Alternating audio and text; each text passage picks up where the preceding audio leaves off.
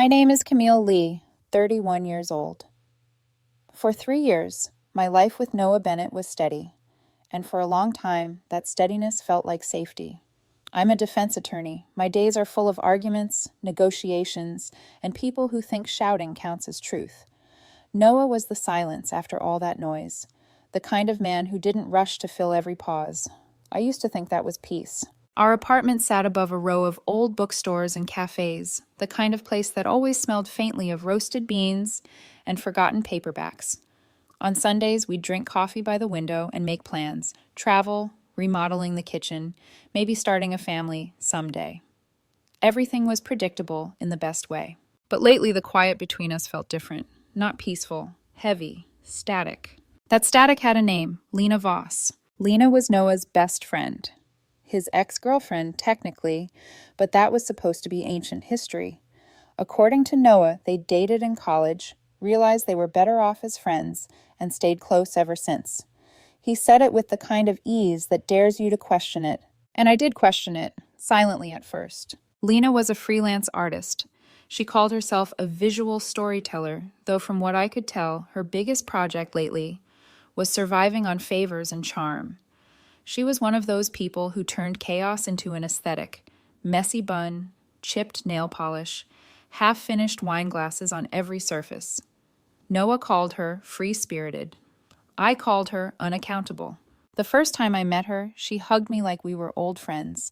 "You're Camille. Finally," she said, her perfume a blend of patchouli and unfinished stories. Then she turned to Noah. "You didn't tell me she was this serious. You need someone to balance you out." That was the first poison dart, disguised as a compliment. Lena had a way of turning every room into a stage. At brunches, she'd tell nostalgic stories about her and Noah, the impromptu road trip to Arizona, the art shows they used to crash, the night they got lost in the rain and just talked for hours. Always we, never they. And Noah, for all his practicality, would laugh softly, remembering the same stories while glancing at me with a quiet reassurance, as if to say, "Don't worry, that was then." But reassurance doesn't erase discomfort. It just quiets it long enough for doubt to grow roots. I tried to be understanding. I told myself it was mature to trust him. Yet every time her name lit up his phone at midnight, or he canceled dinner because Lena's going through something, the static grew louder. Sometimes, when he'd leave to help her, I'd find myself standing in the doorway long after the elevator closed, watching the space where he'd been. The silence afterward wasn't peaceful anymore. It felt like absence rehearsing permanence. I knew better than to accuse without evidence. My work taught me that truth isn't what people say. It's what they repeat when you stop prompting them. So I watched. I listened. I collected moments. Like the time Noah's spare set of keys went missing. And 2 days later, Lena dropped by while I was still in my robe, holding a canvas and pretending she thought Noah was home. Or the night she stayed over on the couch after a party because she was too drunk to drive, though her Uber app was open on her phone. Noah swore it was harmless. And maybe it was. But harmless things don't usually make your heart tighten every time a phone buzzes. He told me once, "You overthink things because you argue for a living." I told him, "And you underthink things because you hate confrontation." We both laughed, too quickly. Then came the celebration dinner. I'd just won the biggest case of my career. 6 months of depositions, sleepless nights, and caffeine. My firm offered me a partnership track, and for the first time in years, I felt like I could breathe. I wanted to celebrate us, to thank Noah for being patient while I buried myself in work. He offered to invite a few close friends, just something small. Of course, small somehow included Lena. When I hesitated, he smiled the way people do when they think they're being reasonable. "Cam, she's part of my circle. It's just dinner." And that's how every boundary is crossed, one just at a time. That night, I looked at the table I'd spent hours setting. Candles, wine, the silver flatware we'd bought after our first raise. It was supposed to be perfect, but perfection has a way of cracking when the wrong person walks in smiling. Lena arrived late, her laughter echoing through the hall before she even entered. She carried a bottle of red, cheap of course, and wore the kind of dress that looks effortless because it's meant to. She kissed Noah's cheek, then turned to me. "Camille, this is beautiful. You really know how to host. I could never keep a place this clean." Her tone was light, but her eyes were calculating. I smiled politely, pouring her a glass. I'm sure your place has more personality, I said. She laughed, that airy, insincere sound that always ended half a second too late. All evening, the static hummed beneath the chatter. Every toast, every story, every time Lena's hand brushed Noah's shoulder, the frequency grew sharper, and I could feel something building, something waiting. A test I didn't yet know I was about to fail, or pass, depending on how you measure endings. Some people test your patience, others test your love. Lena tested the line between the two. That night, I didn't know the dinner would become a trial, and by the end of it, there would be a verdict neither of us could take back. I should have known from the moment I heard the laughter, too loud, too loose, that the night wasn't going to end quietly. Dinner parties are supposed to be my thing. I like order, candles evenly spaced, playlists that never overpower conversation, wine decanted at just the right hour. Structure makes people comfortable. It lets them relax. But that night, the structure cracked early. Lena was late. 20 minutes past the invite time, the doorbell rang, and there she was, a burst of perfume and apology, clutching a bottle of Merlot with a cheap gold ribbon tied around the neck. I brought the wine, she said, too brightly. Noah smiled, like she'd just rescued the evening. You didn't have to. She winked. Oh, come on. I never show up empty-handed. She brushed past me as if she lived there, her eyes skating across the apartment like she was taking inventory of a place she'd once lost. I watched her fingers trail the back of Noah's chair before she sat down beside him. Not across, beside. I told myself it didn't matter. It was one dinner. But then came the small things, the cuts wrapped in laughter. Camille, you're such a professional, Lena said when I brought out the food. I bet Noah never even has to lift a finger. She looked at him. Remember that summer when you lived on cereal and sketches? He laughed. Barely. Feels like a lifetime ago. Yeah, she said softly, almost wistful, back when you were spontaneous. The table chuckled, but her gaze lingered. It wasn't a joke. It was a reminder. I felt the air shift, just slightly, the way a storm changes pressure before it hits. My friends noticed too. You could see it in their posture, the polite half-smiles, the darting eyes. Everyone sensed the undercurrent, but no one wanted to name it. So I smiled, the way women do when they're supposed to rise above it. You know, I said, pouring myself another glass, sometimes stability is the most spontaneous thing you can build. Lena's lips twitched. Of course, everyone needs a safe option. And there it was, the word, safe. So simple, so sharp. By the time dessert came out, Noah was on his third glass of wine, flushed and glowing. He was happy, unbothered, completely unaware of the emotional knives being set on the table between us. Then Lena leaned back, sighed dramatically, and said, Noah, I just hope you're happy. You deserve that. He smiled, almost sheepishly. I am. That's good, she said. You're such a good guy. Reliable, responsible, the kind everyone's parents would love. She paused, long enough for the silence to turn brittle. Then, with a small, drunken smile, but you know, you could do way better than this. The words hit like glass, shattering. The room froze. Forks midair, wine halfway to lips. Every sound evaporated. I didn't move. I just stared at her. She looked right back, waiting for me to explode, to prove her right.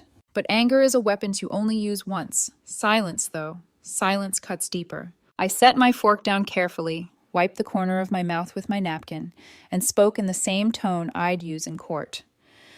That's an interesting opinion, Lena. Since you've clearly thought about it, I'd love to hear your reasoning. Her eyes flickered. She hadn't expected calm. What do you mean? You said Noah could do better than me, I said softly. You seem very confident about that. What exactly makes you think so? Lena laughed awkwardly, glancing around the table. Oh, Cam, come on, it was just a joke. I'm not laughing. Noah's smile vanished. Camille. I held up a hand. No, it's okay. Let's clarify. You think Noah should be with someone else, maybe someone more like you. Her face flushed. That's not what I said. Not in words, I replied, but implication is its own language. You're fluent in it. My friends were silent.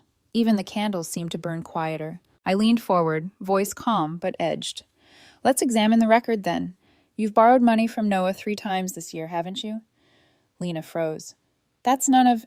And that old convertible of yours? The one that barely starts? He paid for those repairs too, right? From our joint account. Noah's face turned pale.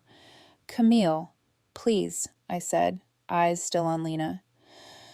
Let's be transparent. After all, if you're going to critique my worthiness, it's only fair we weigh the evidence. Her lips parted, but no sound came out. You talk about free spirits and creative passion, I continued, but all I see is someone who drains every person she clings to, financially, emotionally, conveniently. And when they finally try to build something real, you call it boring. The silence that followed was absolute. Even the refrigerator hum felt miles away. Finally, Lena whispered, "You're cruel." I smiled, a slow, tired smile. No, just thorough. I turned to Noah. This is the woman you defend when she undermines me in my own home. He stood up, voice shaking. Camille, that was too far. Too far? I asked. She insulted your partner in front of everyone. She's drunk. She didn't mean it. She meant every word. Lena's hand touched his arm. Noah, it's fine, really. That's when he snapped. Camille, you need to apologize to her. I blinked. Excuse me? You humiliated her, he said, eyes hard now. Apologize, or this is over. I could feel every heartbeat. Slow, heavy, final. He stood beside her, not me. The static was gone. Only clarity remained. I didn't speak. I didn't cry. I just smiled. Small, certain, and irreversible. Then I pushed my chair back, picked up my wine glass, and walked out of the room. Behind me, no one said a word. The trial was over. The verdict was written. Sometimes the most powerful thing you can say is nothing, especially when silence is the sound of the door closing. After that dinner, I didn't shout. I didn't text. I didn't even breathe his name. Silence became my closing argument. For 2 weeks, I was a ghost. No calls, no explanations, no second chances. Because you don't argue after someone says apologize or it's over. You accept the ruling. You let them live with the verdict they demanded. The first morning without him, I woke up to an empty half of the bed, still warm from where he'd slept. The sun hit his pillow and turned the wrinkles into a topographic map of what used to be us. I stared at it for a long time before I got up. Our apartment didn't feel like home anymore. It felt like a crime scene, one I was investigating. Every object was evidence. The mug he always left by the sink. The framed photo of us in Paris, half crooked from the night we laughed too hard to care. The soft hoodie I used to steal from him. All of it was proof that I had once believed in something real, and that belief had been misplaced. So I did what I always do with broken cases. I organized. I spent the weekend boxing his life into clean, labeled compartments. Clothes, books, tools, memories. It wasn't an angry purge. It was administrative closure. When the last box was sealed, I sat on the floor, surrounded by silence. I didn't cry. I just breathed. For the first time in years, there was no static, just stillness. Then I made the first phone call. Noah didn't know that the scholarship covering his graduate design program, the one that had let him quit his corporate job, was funded through my firm's private foundation. I'd used my connections to get it approved under his name, under the idea of future investment. That investment was now void. I called the director of the foundation, spoke in my most professional tone. Due to a personal conflict of interest, I'm rescinding private sponsorship of the Bennett grant, effective immediately. There was a pause on the line. Understood, Ms. Nguyen. We'll notify him. The second call was harder. I had to look at the contact name twice before pressing dial. My managing partner, the same one who'd offered Noah a position at the architecture firm's legal consulting branch, answered on the second ring. Camille, congratulations again on your win. How's everything? I swallowed. Fine. But there's an issue. A serious personal conflict has come up with one of our extern placements, Noah Bennett. I can't, in good conscience, maintain professional involvement. The pause this time was heavier, then a quiet, knowing sigh. Consider it handled. Handled. Such a neat word for dismantling a future. When I hung up, I didn't feel satisfaction, just finality. Every partnership has clauses, written and unwritten. Mine had one I never thought I'd need to enforce. Loyalty. Once that was broken, everything else dissolved automatically. 2 days later, the apartment was clean. The locks were changed. The spare key he'd given to Lena would no longer fit. And just like that, my life was paper flat again, the kind of calm that's indistinguishable from grief. At night, I'd catch myself staring at my reflection in the dark window, half expecting to hear his key in the door. But the only thing that came was silence, heavy and deliberate. I started jogging in the mornings again, eating alone at the cafe downstairs, working late because there was nothing waiting at home. And every night, when I turned off the lights, I thought about that moment at dinner, the way he'd looked at me like I was the problem. Maybe I was. Maybe the problem was that I'd stopped tolerating disrespect packaged as empathy. The next Sunday, I took his final box, the one labeled Memories, and set it outside my door. Inside were all the things that used to mean something. His sketches, our concert tickets, the seashell he'd pocketed from that weekend trip to Monterey. I didn't want to destroy them. I wanted him to see how easily they fit inside a single box. That evening, I poured a glass of wine and sat by the window, watching the streetlights smear across the glass. Somewhere out there, he and Lena were together. He'd made his choice, and soon he'd learn what that choice really cost. Because when you remove the person holding your world steady, the rest doesn't collapse right away. It tilts, slowly, until one day you wake up and realize everything's on the floor. Love isn't revenge, but sometimes justice looks a lot like consequence. 14 days. That's how long it took for the doorbell to ring again. I'd almost started believing he wouldn't come back, that maybe he'd swallowed his pride, or better yet, found peace in the chaos he chose. But when I saw his name on the security screen, standing there with his shoulders sagging, rain plastering his hair to his forehead, I knew the verdict had finally reached him. Noah Bennett, the man who once built blueprints of our shared future, was now standing in the wreckage, holding nothing. He tried his key first. Of course he did. I watched the confusion flash across his face when it didn't fit. Then anger, then fear. That's the order it always comes in. When the bell rang again, I waited a few seconds before opening the door, leaving the chain locked. "Camille," he said, voice hoarse. "We need to talk." Rainwater streaked his cheeks. For a moment, he almost looked like the man I used to love. Tired, soft, human. "No, Noah," I said quietly. "We don't." He blinked, caught off guard by the calm. "You can't just, after everything—" "I can," I interrupted, and I did. He ran a hand through his hair, frustrated. "You can't throw away 3 years over one argument. You were cruel to Lena, and you were cruel to me first," I said. "You just hid it under politeness." His eyes flashed. "I made a mistake. She was drunk. She said something stupid. You didn't have to humiliate her." "And you didn't have to defend her while I sat there being insulted in my own home," I replied, my voice steady. "You told me to apologize or it was over. You gave me a choice. I made one." He stared at me, rain dripping from his chin, mouth open but no words coming out. Then, quietly, "Camille, please. Things have been bad. I thought I could help her, but—" I tilted my head. "But what?" He hesitated. "She's not the person I thought she was." "Of course she wasn't," he went on, voice cracking. "She doesn't work. She fights over everything. She blames me for losing my spot in the mentorship program, for the scholarship being canceled. She thinks I'm hiding money, but I'm broke, Cam. I can't even pay rent." I met his eyes. Then maybe she was right about one thing. "What?" he whispered. "That you could do better than this." The words hung there, sharp, deliberate, until they found their mark. He swallowed hard, realizing. "You did that, didn't you? The scholarship, the internship. I didn't deny it. I created those opportunities. And when you made your choice, I withdrew them. Actions have consequences. You know that. You designed the foundation of your own collapse." He stepped closer, desperate. "Camille, I wasn't thinking clearly." "No, you were thinking perfectly clearly," I said.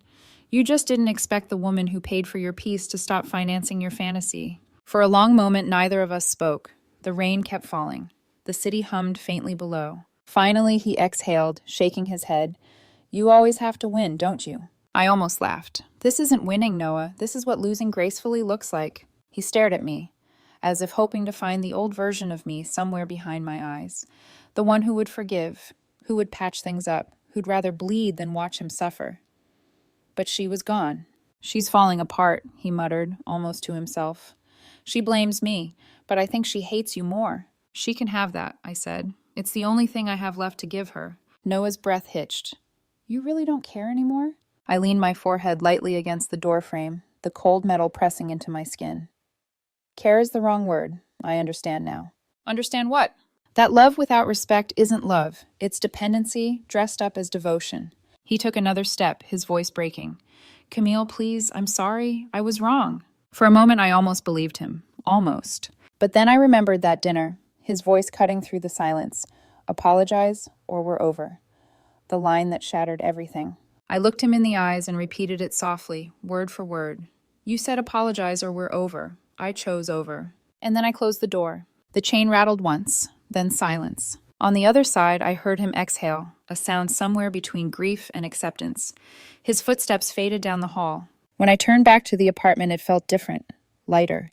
The static was gone. I poured myself a glass of wine, sat by the window, and watched the rain blur the city lights into soft, forgiving streaks. He wanted closure, but you don't get closure from someone who's already closed the door. The thing about endings is, they don't always happen in the screaming. Sometimes they end with a whisper, and the sound of your own peace returning.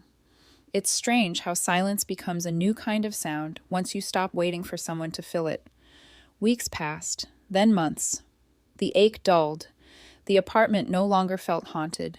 I replaced the dishes we'd bought together, rearranged the living room, painted one wall a deep blue just because I could. Little by little, I made the space mine again. Every morning before work, I'd make coffee for one and sit by the same window where I once waited for him to come home. The city looked different now, sharper, cleaner, real. The truth is, peace doesn't arrive with celebration. It creeps in quietly, disguised as routine. Word travels fast in a city full of overlapping circles. Mutual friends tried to be subtle, but people talk. Lena and Noah didn't last long. At first, they clung to each other the way people do when they mistake mutual ruin for love. But the foundation was already cracked. She resented him for losing everything. The scholarship, the internship, the stability. He resented her for being the reason he lost it. Their arguments were public, loud enough that even the neighbors of their tiny apartment whispered about it. She accused him of being cold. He accused her of being selfish. Both were right. I never saw it myself. I just heard the echoes. Once a friend sent me a photo. Lena outside a coffee shop, mascara streaked, cigarette trembling in her hand. Noah standing a few feet away, staring at the ground. They looked like two ghosts who'd worn each other out. There was a time I would have felt sorry for them. Now I just felt distance. I threw myself into work. A year went by, and I won another major case, one that finally earned me my partnership at the firm. The partners called it well-deserved. I called it survival turned strategy. That night, I hosted another dinner. Smaller, warmer, quieter. No fancy speeches, no performance. Just people who made me feel safe. Someone asked if I was seeing anyone. I smiled and said, not right now. And I meant it. Because love, when I find it again, won't be something I have to defend in my own home. A few weeks later, I ran into Noah by accident. A grocery store, of all places. He looked thinner, older somehow, the kind of tired that doesn't come from work. He saw me before I could turn away. Camille, he said softly, as if saying my name might change the outcome of the last year. We talked briefly. Weather, work, neutral things. He told me he was freelancing, trying to rebuild.